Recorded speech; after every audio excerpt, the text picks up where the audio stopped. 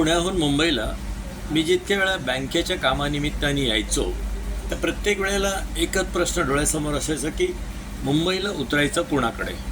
अर्थात मित्र बरेच आहेत, नातेवाईकी आहेत, पण ज्यांच्या जागा उतरण्या एवढ्या प्रशस्त आहेत त्यांची मनं प्रशस्त नाही आहेत. आणि ज्यांची मनं प्रशस्त आहेत त्यांच्या जागा इतक्या लहान की पाहुणा आणि यजमान दोघांनाही संकोच वाटावा.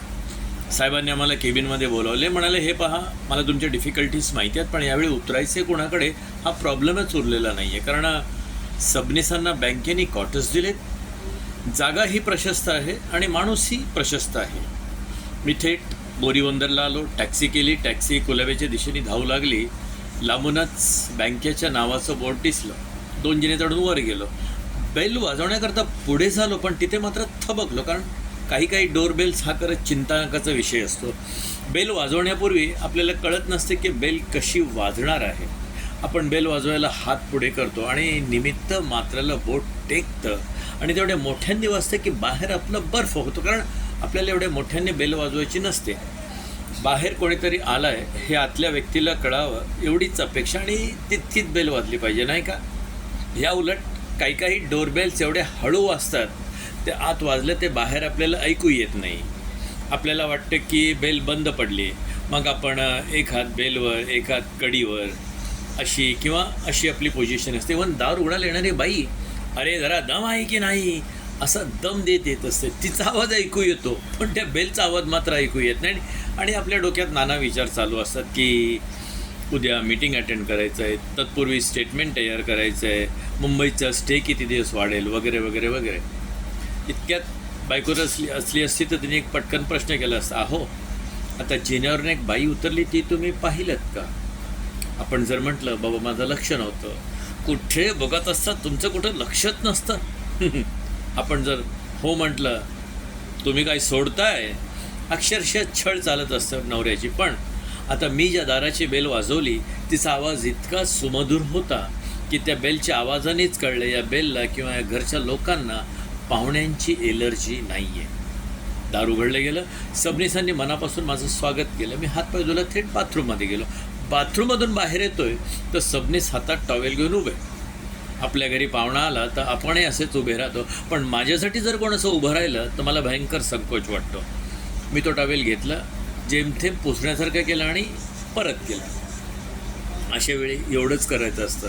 नाही तर माझे काही मित्र टॉवेल पहिल्यांदा बघितल्यासारखे करतात, हात पुसतात, पाय पुसतात, तमक. शेवटी तो टॉवेल घरच्यांना स्पेशल वॉशला द्यावा लागतं. टॉवेल परत करेपर्यंत मिसेस सबनीस त्यांच्या शेजारी येऊन उभी. सबनीसांनी माझी ओळख करून दिली, ही माझी पत्नी रेखा. मी त्यांना पटकन नमस्कार केला. तर मला उलट नमस्कार करण्यामध्ये वहिनींची एवढी घाई झाली, एवढी धावपळ झाली की 2 हातांच्या मध्ये खांद्यावरचा पदर अडकला. त्यांनी पदरसकट नमस्कार केला. मी आपला बाहेरच्या खोलीत आलो. खोली अगदी सुबक होती, रंगसंगतीही चांगली होती. पडद्याचा चॉईस एखाद्या रसिक माणसाच्या अभिजात संस्कृतीला शोभेल असं होतं. आणि सगळीकडे बघत राहतो, भिंतीवरती नवरा बायकोचा फोटो घरोघरी असतो. त्या फोटोचं वैशिष्ट्य ठरलेलं असतं, त्याची मान तिरकी, तिची मान तिरकी, किंवा बायको अगदी आरामात खुर्चीवर बसलेली, नवरा या हातावर त्या हातावर किंवा मागे असा गवाळ्यासारखं असं एक तंत्रासकट काढलेला फोटो असतो.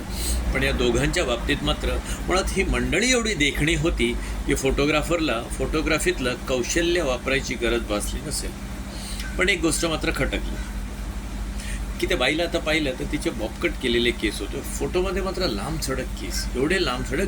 बाई जर उभी राहिली असती तर गुडघ्यापर्यंत पोचले असतील एवढे लांब सडक केस. वाटलं फॅशनच्या आहारी जाऊन निसर्गाने दिलेल्या सौंदर्याला या बाईनी कातर का लावावी, असे सगळे विचार मनात चालू असताना सबनीस चहाचे 2 कप घेऊन आले. त्यांनी सेंटर टेबलवर चहा ठेवला. आमच्या गप्पा रंगल्या, पण या माणसाने एकदाही मला चहाची आठवण करून दिली नाही. यावरूनच लक्षात आलं की आमच्या आवडीनिवडी जुळतात. ऑफकोर्स तो कोंबडचा मी तसंच घेतला आणि त्याला एक निराळी चव होती. आता कोंबड, चव हे शब्द आपण फार सरावाने, समटाईम्स फार चीपली वापरतो, नाही का? पण चव एखाद्या पदार्थाला असण्यापेक्षा ज्या भावनेनी तो तुम्ही पदार्थ ऑफर केला त्या भावनेला चव असते, वस्तू नाममात्रच असते.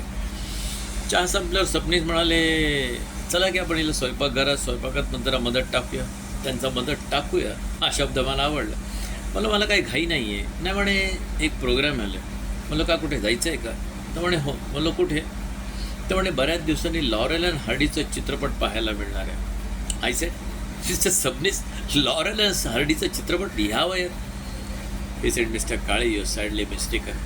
लॉरेल अँड हार्डीचा चित्रपट हा वयासाठी नाही, या वृत्तीसाठी आहे.